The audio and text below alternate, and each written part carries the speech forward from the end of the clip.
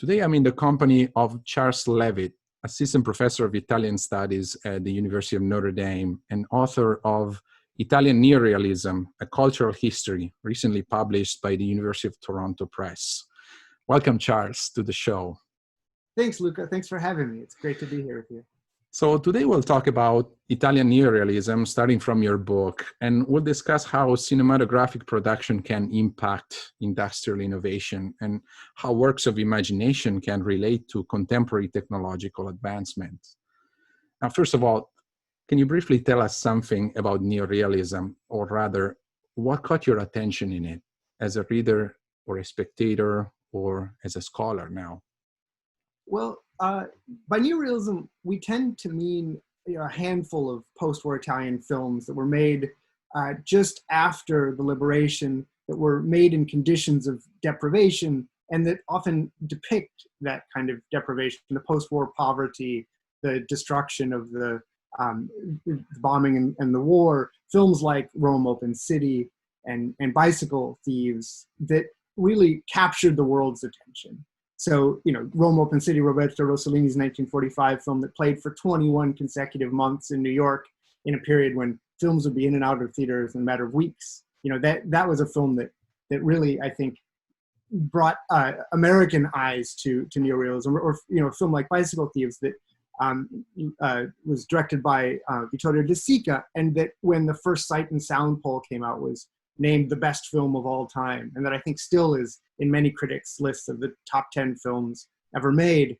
But I have to be honest, it wasn't those films that first grabbed my attention. I think like most students of Italian at university, I was exposed to those films. I watched them in a class, but I wasn't particularly drawn to them. Instead, what happened to me is that much later on, I sort of stumbled upon the newspapers and magazines that were published in Italy right after the war, that were printed often on sort of cheap paper because of post-war rationing that, if you're not careful, will crumble in your hands. And I would read those often just in sort of my free time or without much purpose except just curiosity. And what I found in them was this, to my mind, fascinating debate about what the world should look like after the war. People who were, I think, faced with a profound challenge, right, of a near total destruction of the foundations of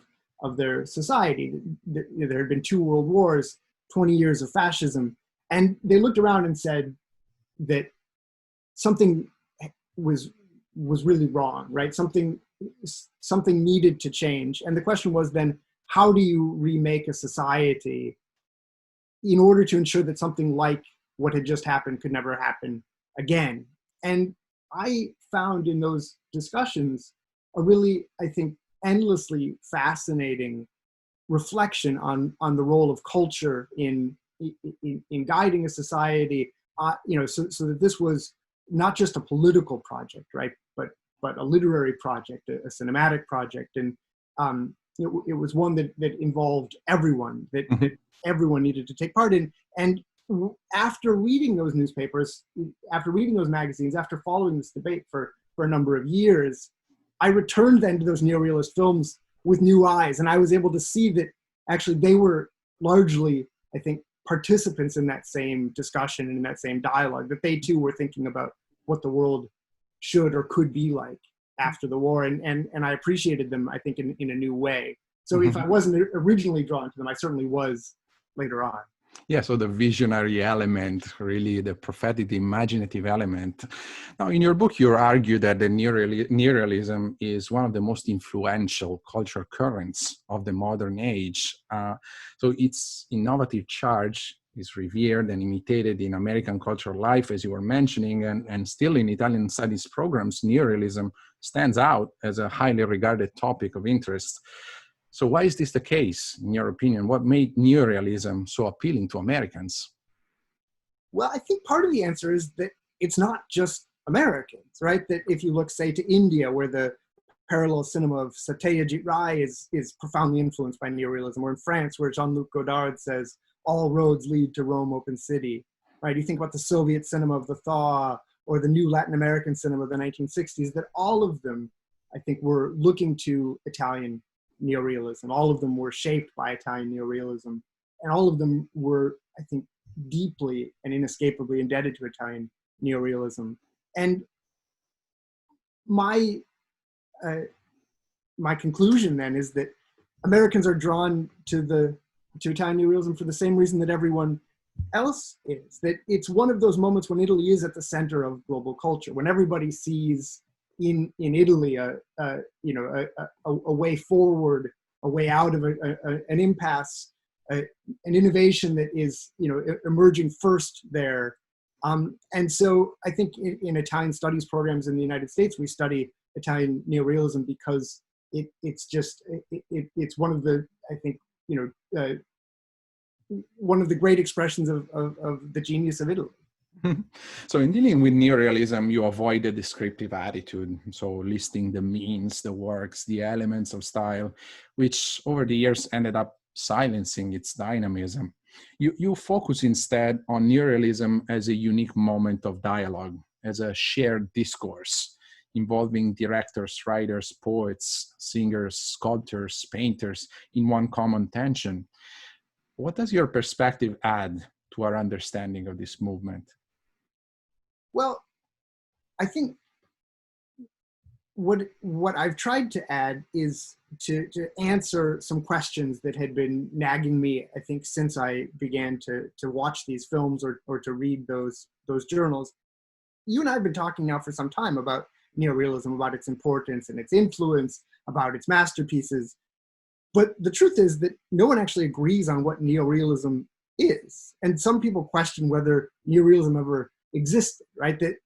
That you can't deny the existence of the films. You can see Rome Open City, you can see Bicycle Thieves, but you can't necessarily define what it is that they have in common, or at least if you do, you can always, I think, be, as I was, sort of conflicted by doubts. And so what I've tried to do is to think again about what we mean by neorealism, about what neorealism was. And as you said, for me, it's a moment of dialogue in which filmmakers are working with and alongside the novelists, the sculptors, the painters, that they're all part of one common project. And it seems to me that it's only by thinking about that project, it's only by thinking about the larger cultural conversation that, or the historical moment, that we can actually get to some understanding of what we even mean by that term neorealism, and what it is that the neorealists broadly conceived,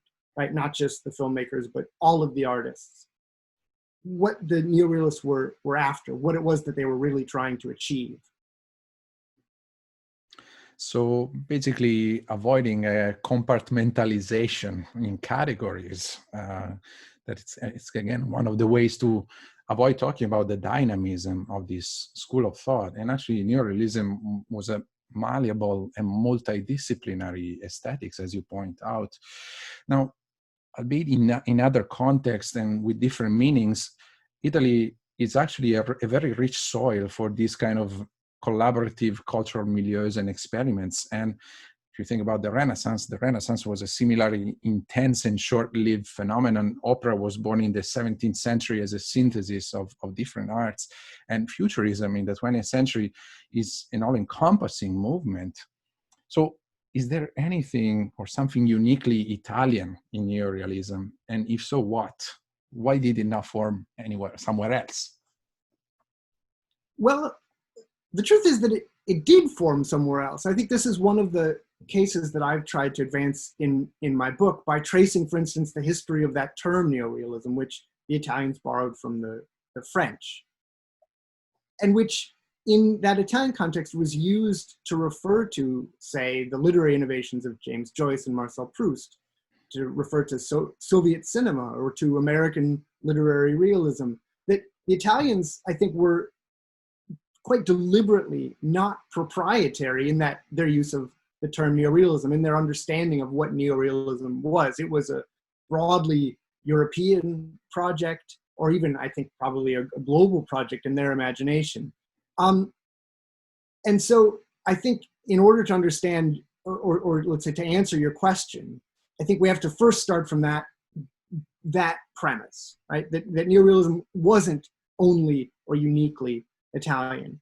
But I think what was Italian was the belief, first of all, that all of those different global tendencies were linked, right? It was the ability to see something in common between American literary realism, Soviet cinema, European modernism, categories that I think we tend to distinguish between and that they sought to unify. So I think that was perhaps part of what was Italian. And I think the other thing that distinguishes Italian neorealism was the compulsion to use all of those various cultural innovations from abroad in order to tell Italian stories, right? In order to recount what the war had been in Italy, in order to give a new picture of poverty in Italy, but also in order to give a new global understanding of the Italian people and what it meant to be Italian. And I think that is ultimately, to my mind, what makes neorealism Italian, what makes Italian neorealism. It's the sense that you could, by looking abroad, by looking to global innovations, you could rethink the community of Italy. This is also related to one of the abilities of Italian culture to really absorb foreign influences and reinvent them in new forms. I was thinking about the reinvention, for example, of Walt Disney movies in the Italian context, which gave rise to completely new characters and a completely different imagination than just the original one. So now, going back to what we were saying before, you were mentioning that neorealism is really an aesthetics of reconstruction. And this inevitably intersects the historical process through which Italy regained its cultural, social, and economic momentum after the disaster of war, like first with the Marshall Plan and then with the industrial boom, which is also symbolically represented in Fellini's 1959 movie La Dolce Vita, and culminating in the Rome Olympics of 1960. How did neorealism impact or fuel the economic miracle? Well, I think it did so in part by helping to change the image of Italy abroad.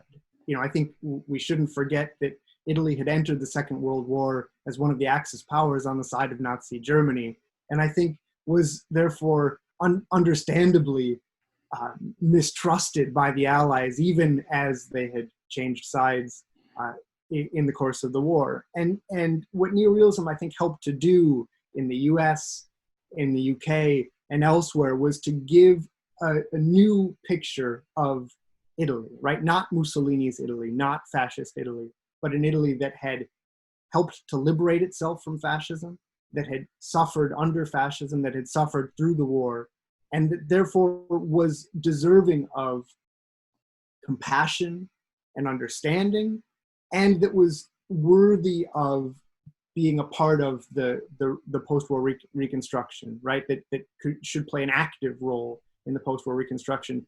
To go back to a point I made much earlier, it's meaningful that Rome Open City played for 21 consecutive months in New York, because it means that the citizens of New York, right, including politicians, including ambassadors, right, were exposed to the image of Rome, the image of Italy that film projects.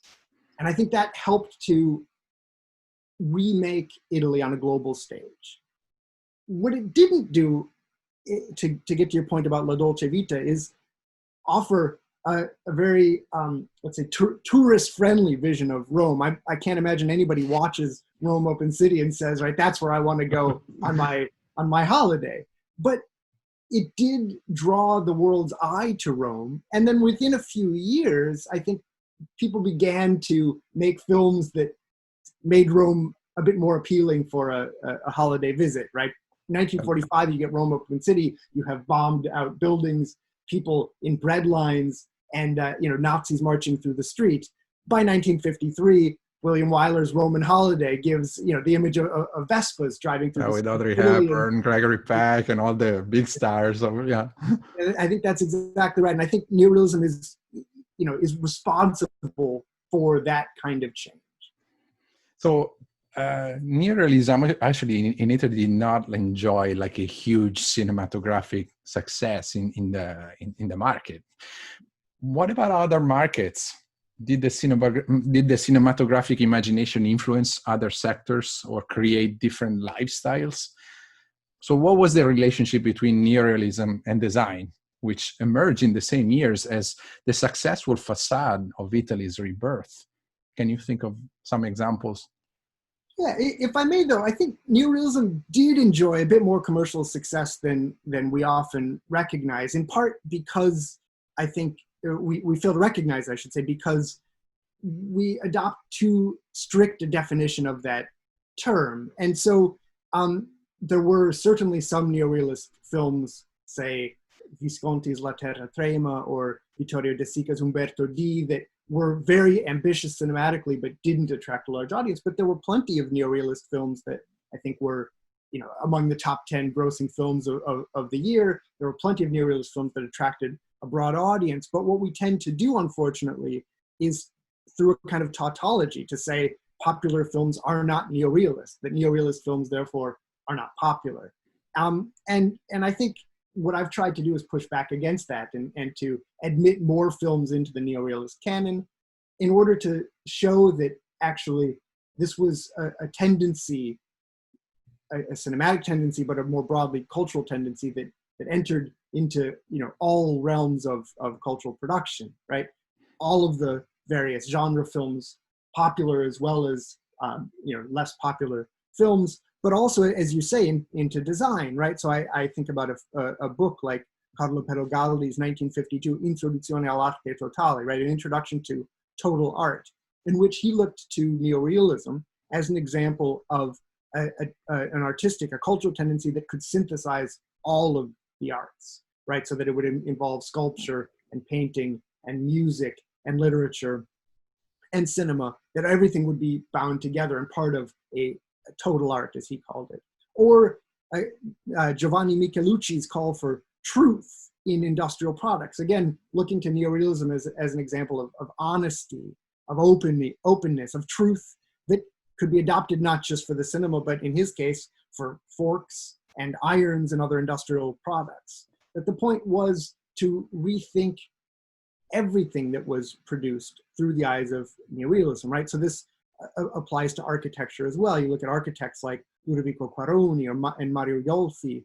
Rome's Quartiere Tiburtino and the Viale Ethiopia Towers are examples, people often say, of a neorealist architecture. So if we're thinking about architecture, about neighborhoods and buildings, about forks and irons, about sculptures and paintings, I think what would bind them all together, what would make them neorealist and what makes neorealism a total art, right, is first of all an attempt to work with the vernacular, right? Not to involve, or not to look to the kind of grandeur of a fascist design and fascist architecture, but to do something closer to what critics called at the time the, you know, adopting a term from the patristic discourses, the sermo humilis, right?